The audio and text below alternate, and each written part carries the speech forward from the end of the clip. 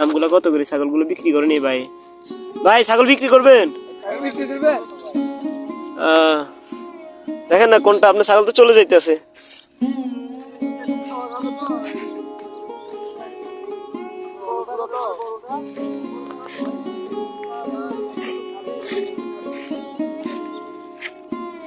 আপনার ছাগল কয়টা ভাই?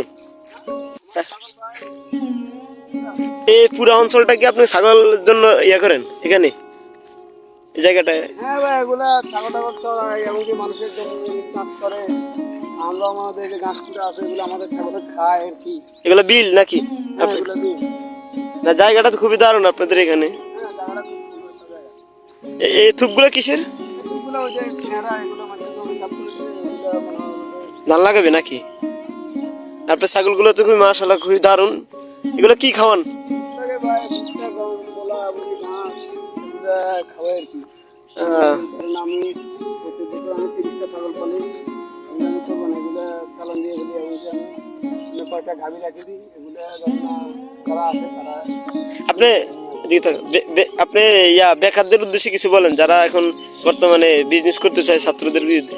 তারা বেকার, তারা পারে আমি দুটা দুধের গরু কিনতে, একটা খাসি কিনতে, দুটা দুধের গরু কিনেছে।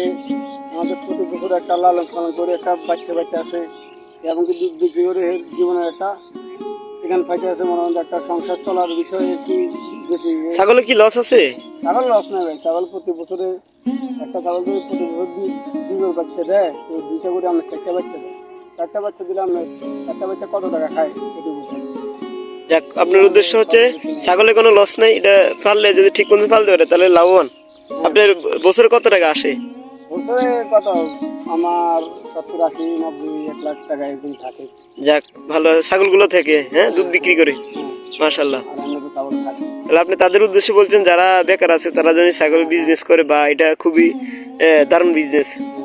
আচ্ছা ঠিক আছে, ওকে, ধন্যবাদ।